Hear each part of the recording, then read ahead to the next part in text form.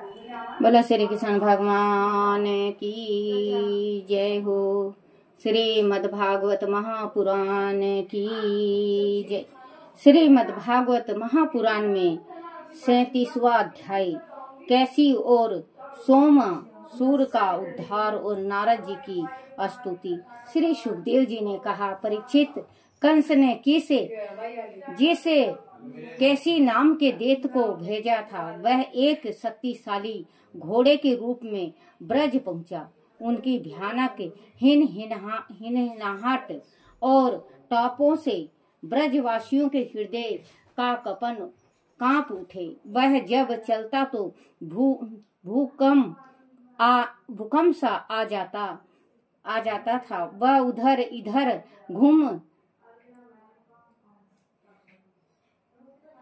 घूम कर कृष्ण को ढूंढ रहा था। भगवान श्री कृष्ण ने उसकी इच्छा पूरी करने के लिए उसके सामने पहुंचकर उसे ललकारा। कृष्ण को अपने सामने देखकर वह तीव्र गति से उनकी ओर झपटा, परंतु वह जैसे ही कृष्ण के पास पहुंचा, कृष्ण ने उसे झुक्की देकर उसके पीछे ले दोनों पैर को पकड़ लिए।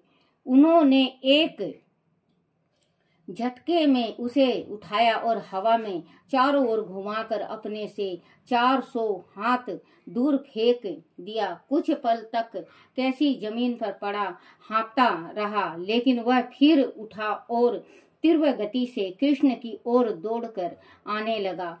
उसका मुंह क्रोध में फटा हुआ था और उसकी आंखों से अंगारा बरस रहे थे। जैसे ही वह पास आया, भगवान श्री कृष्ण ने अपने बायां हाथ उसके मुंह में घुसेड़ दिए और उसकी जीभ को पकड़ लिया।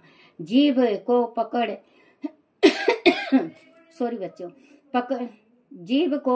पकड़ लेने से उसका दम घुटने लगा। वह छटपटाने लगा। भगवान ने झटका देकर उसे धरती पर पटक दिया। नीचे गिरते ही उसके प्राण पखेरु उड़ गए। उसके मरते ही ग्वाल बाल और ब्रजवासी पुष्प वर्षा करने लगे। ब्रजवासी हाथों को उठाकर अपने प्रसन्नता अभिव्यक्त करने लगे। देवगण आकाश से फूल वर्षा करने लगे। उसी समय देव ऋषि नारद वहां आ पहुंचे और उसकी प्रशंसा करते हुए कहने लगे, हे सच्चिदानंद स्वरूप श्री कृष्ण, आपके स्वरूप और बल का वर्णन वाणी से नहीं किया जा सकता। आप तो साक्षात योगेश्वर हैं। सारे जगत का निर्णय आपके हाथों में है। आप सभी के हृदय में निवास करते हैं। आप भक्तों के स्वामी हैं। आप 5 कोश गुफा के भीतर आत्मा के रूप में रहते हुए सभी से अपने को छिपाए रखते हैं। फिर भी सभी कर्मों के साक्षी रूप में आपका अनुभव होता है। प्रभु, आप सभी के अधिष्ठान हैं और स्वयं इससे रहित हैं। आप सृष्टि के कारण हैं और आप ही इसका पालन करते हैं और अपनी इच्छा से ही इसे नष्ट कर देते हैं। आप सर्वशक्तिमान और सत्य संकल्प हैं। राजाओं के रूप में अधर्म फैलाने वाले राक्षसों का विनाश करने के लिए आपने यदुवंश में अवतार लिया है। आपने खेल खेल में ही इस घोड़े रूपी दैत्य को मार डाला। यह प्रत्यक्ष दुष्ट था। स्वर्ग के देवता भी इससे डरते थे। प्रभु, अभी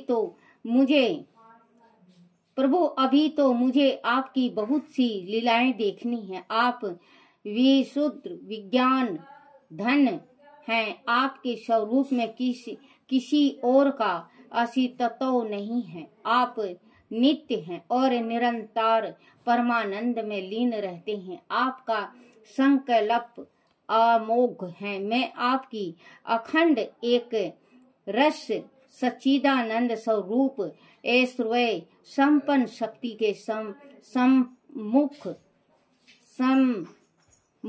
नामक नमन करता हूँ और आपकी शरण लेता हूँ। आप स्वयं स्वतंत्र अंतर्मयी और जगत के निरता हैं। मैं आपको बारंबार नमन करते हुए आपकी स्तुति करता हूँ। परीक्षित, भगवान श्री नारायण के परम प्रेमी भक्त नारद ने इस प्रकार भगवान की स्तुति की और उन्हें नमन किया। उनके दर्शनों से नारद जी का रोम रोम खिल उठा। वह उनकी आज्ञा लेकर चले गए।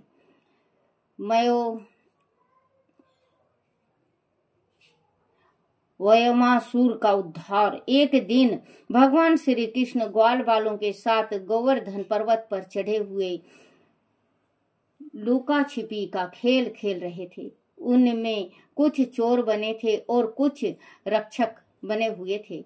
उसी समय ग्वाले का भेष धारण करके मैं योमासुर नामक का एक दैत्य वहां आ गया। वह मायासुर का पुत्र था और स्वयं भी बड़ा मायावी था। वह कुछ भेड़ चर रही थी। वहां ग्वालों में चोर बनता था और चोरी से भेड़ों को उठाकर ले जाता था और उन्हें छिपा आता था और उन्हें एक पहाड़ी गुफा में बंद करके आगे से एक बड़ी शिला लगा देता था। इस प्रकार उसने सारी भेड़ों को गुफा में बंद कर दिया। तभी भगवान श्री कृष्ण को उनकी करतूत का पता चल गया। उन्होंने वयमासुर को पकड़ लिया और पीटना शुरू कर दिया। वयमासुर अपने वास्तविक रूप में आकर भगवान श्री कृष्ण से लड़ने लगा।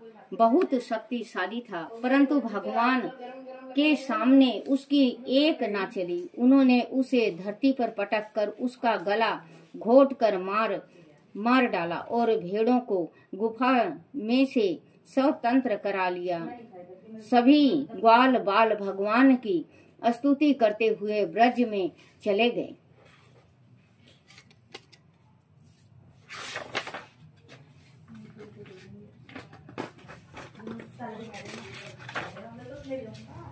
बोला श्री कृष्ण भगवान की जय हो। श्री कृष्ण गोविंद हरे मुरारी, हे नाथ नारायण वासुदेव, हे नाथ नारायण वासुदेव, हे नाथ नारायण वासुदेव। बोलो श्री कृष्ण भगवान की जय हो। शेरे कमल नेत्र कटी पीताम्बर अधर मुरली गिरधरम, मुकुट कुंडल करल कुटिया सांवरे राधेवरम, कुल यमुना धेनु आगे सकल गोपियों के मन हरम, पीत वस्त्र गरुड़ वाहन चरण सुख नित्य नागरम, करत केल कलोल निस दिन कुंज भवन उजागरम, अजर अमर डोलनी से चल पुरषतम अपरापरम, दीनानाथ दयालु गिरधर कंस हिरणाकुशरम, गलफूल माला विशाल लोचन अधिक सुंदर केशवम, बंशीधर वासुदेव छैया बलि छलो हरि वामनम, जलडूबत गज राख लीनो लंका छेदो रावण, सप्त दीप नौ खंड 14 भवन कीने राम जी एक पदम, द्रौपदी जी की लाज राखी कहाँ लो उपमा उपमा करम दीननाथ दयालु पूरन करुणा में करुणा करम कवि दत्त दास विलास निस दिन नाम जपत निरातरम प्रथम गुरु जी के चरण बंदो यस ज्ञान प्रकाशितम आदि विष्णु जोगादि ब्रह्मा सेव शिव शंकराकरम श्री कृष्ण केशव कृष्ण केशव कृष्ण यदुपति केशवम श्री राम रघुवर राम रघुवर राम रघुवर राघवम श्री राम कृष्ण गोविंद माधो वासुदेव श्री वामनम मच्छ कच्छ बर नरसिंह पाहि रघुपति पावनम मथुरा में कैसोराज विराजे गोकुल बाल मुकुंद जी उपवन में मदन मोहन गोपीनाथ गोविंद जी धन्य मथुरा धन्य गोकुल जहाँ श्रीपति अवतारे धन्य यमुना कनीर निर्मल बाल ग्वाल सखावरे नवनीत नगर करत निरंतर शिव विराचित मन मोहितम कालिदी डट करत कीड़ा बाल अद्भुत सुंदरम ग्वाल बाल सब सखा विराजे संग राधे भामनी वंशीवट तट निकट यमुना मुरली की टेर सुहावनी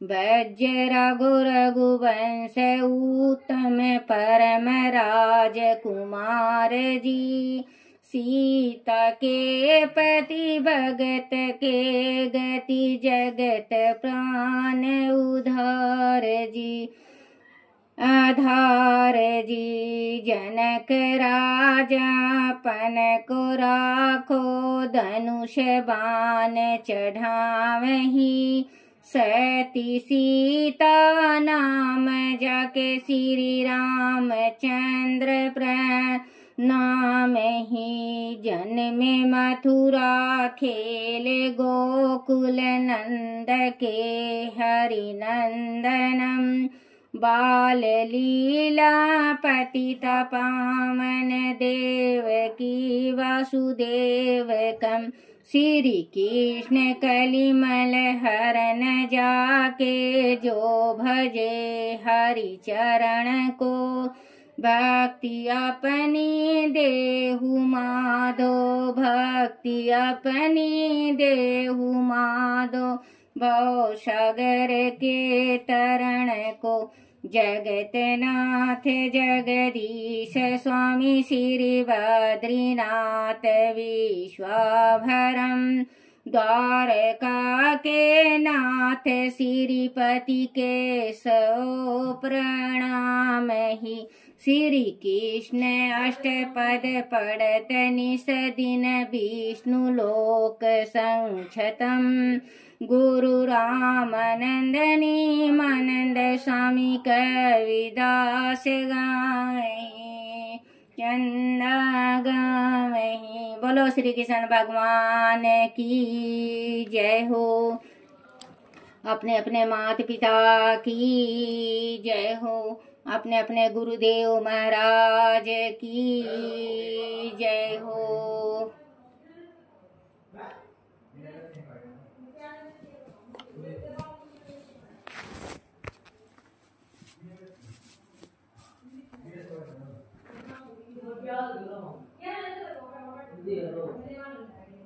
प्याज